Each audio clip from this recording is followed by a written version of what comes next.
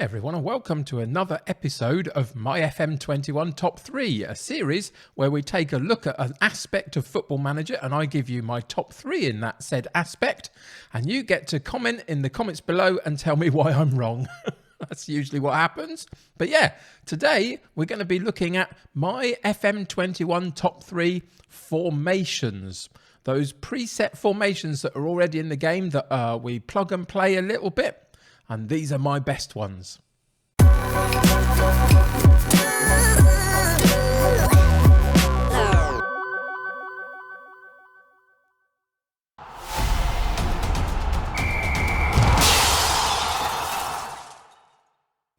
In the number 3 position, we've got the bog standard 4-3-3 formation. 3 midfielders, one usually in the deep lying playmaker or ball winning role in that defensive midfield line, a couple of central midfielders, couple of wide men and one striker up top, a flat back 4. That's the basics of the 4-3-3.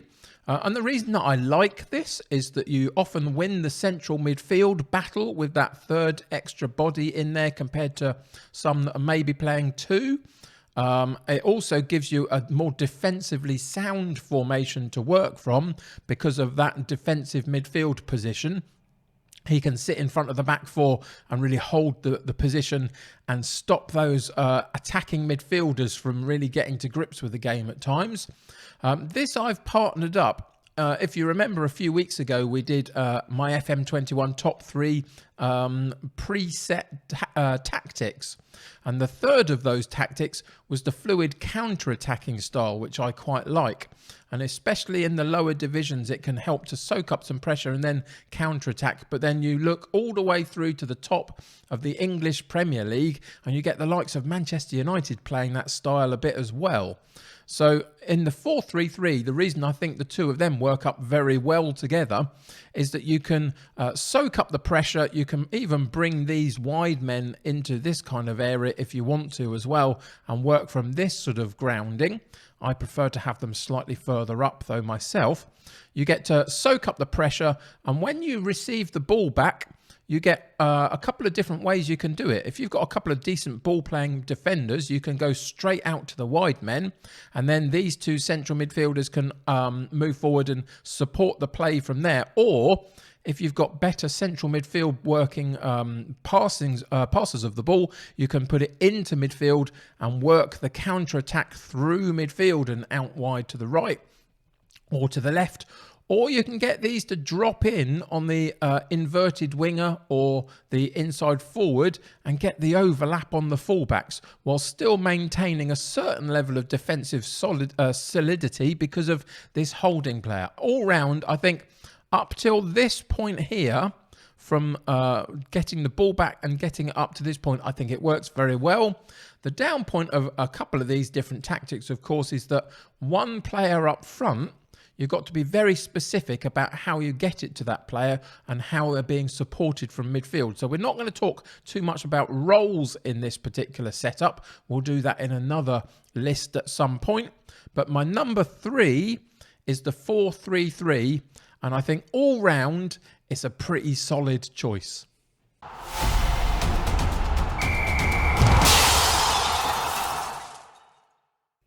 My number 2 choice is a 4-4-2 or a 4-2-2-2, depending on how specific you want it to be. And again, you can position the wide players either on the central midfield line or the attacking midfield line. Again, I choose normally to put them on the attacking midfield line. But this is your old style, old school 4-4-2 formation, really. And it's something that I've been using very specifically in my Truro City save in From Hope to Glory in the lower leagues of the English tiered system. And what it achieves for me, really, is that there's so much flexibility about it. But in the lower leagues, what you're not going to be doing is lots of little tiki-taka type movements in that central midfield area. So it's all about getting it out wide. And that's why I've paired it up with the wing play from my previous list of preset tactics as well. If you're working on the wing play, you get lots of options here. You can again go through midfield and out wide right or wide left, or you can go from the defensive line out wide, wide right and wide left from better ball playing defenders. But once they get the ball, they've got options. They can either attack the byline and get crosses in themselves, supported by the fullback coming in, filling in these sort of positions, or you can do it the other way and drop them slightly in, and then have the overlap of the fullbacks going on the outside, and that creates problems for the defence. Now, obviously, depending on which one of those you choose might depend on what you do with this central midfield pair. If you're going to get the fullback to support the winger, but not really go past this kind of point whilst the winger is further up, then you might want to enable one of these to go and support the play. If, on the other hand, the fullbacks are going to go over the top of the winger and end up higher up the pitch, leaving the winger in a support role, maybe you want to leave these two a little bit more defensively solid. So if you lose the ball, you've always got some opportunities for defending from midfield, at least before they get to the defensive area. So that's one way of looking at it. The other really positive thing about this particular tactic, formation, should I say, compared to all of the others that we're going to look at, is that this one has two up front. And it's a little bit of a dying art, it feels like, in Football Manager. Most people these days play a one-up-top system, I would suggest. Most people. Not all, but most.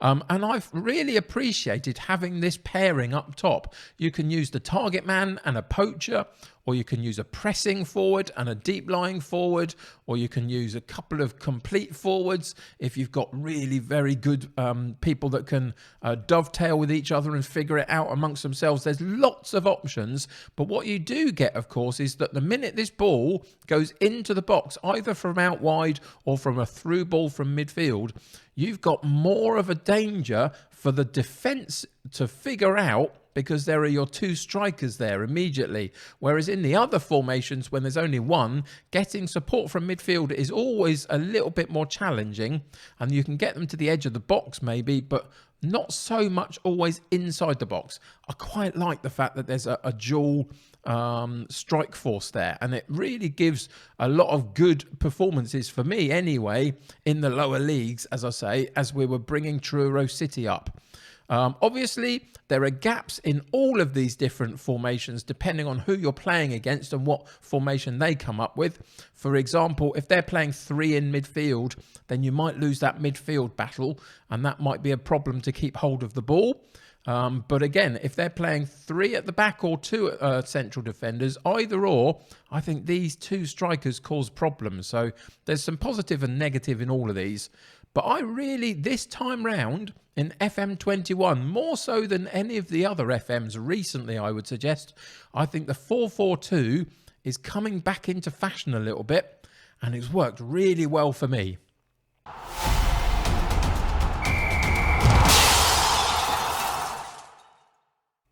So again, a bit like the other week when we were looking at the preset tactics, I think my honourable mention in the formations department is possibly a lot of people's favourite.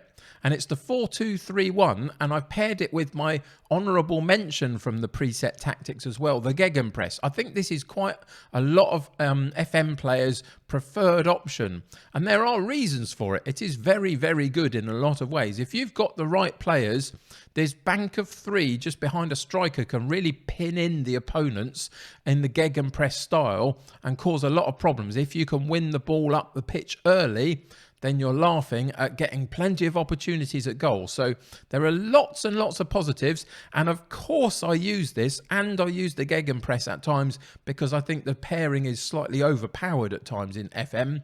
But it's not necessarily my preferred option. I prefer myself to have that holding midfield player, just because my natural instinct is to try and be as defensively sound as I can before thinking about how to move forward a little bit. It's always been my way, really. So that attacking midfielder, I haven't always found works the best in FM either, especially in FM20. I think there was a real problem in getting attacking midfielders to work. So it felt like a little bit of a deadwood position there for me personally. So as I say, I would normally play this, or maybe even a third in that central midfield line.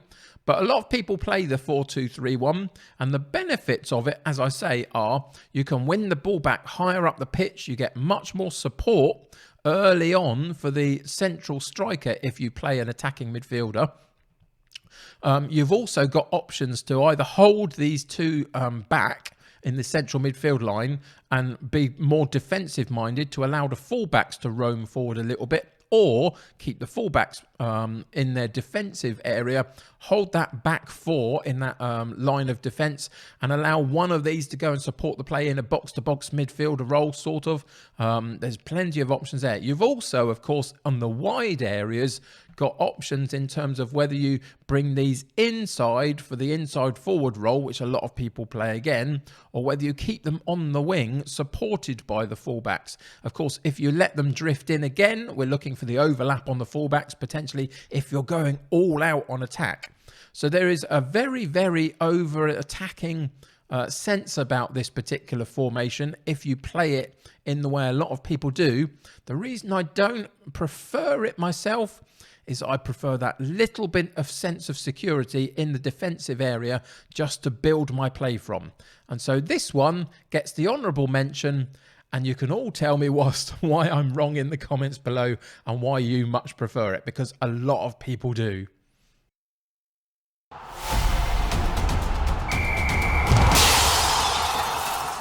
So here we are with my number one spot, and there's a lot to talk about here, potentially.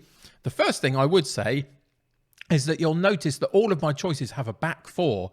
I personally, and it is just my personal thoughts, I have really struggled to get a back three working properly for the last couple of FMs, if I'm totally honest. And that's all about me and how I set sides up. I'm sure that there are plenty of you who have made it successful. We're using the wing backs and all sorts of other strange formations ahead of them. But my preference is always for the back four. I feel it's more solid, more structurally sound, and I understand all the different roles in a much better way than I do using a back three with the wing backs. So it's always going to be a back four for me. And on this particular occasion, we're basically using a version of what of the other two formations that we've had in our top three have given us. It's still basically a 4-5-1 as the sort of 4-3-3 formation was sort of, really. It's just slightly different positions. And again, part of the reason for me using this particular formation when I do and in this particular style is because of the vertical tiki-taka, which is my preferred preset tactic as in terms of it got my number one choice in my countdown for those a few weeks ago.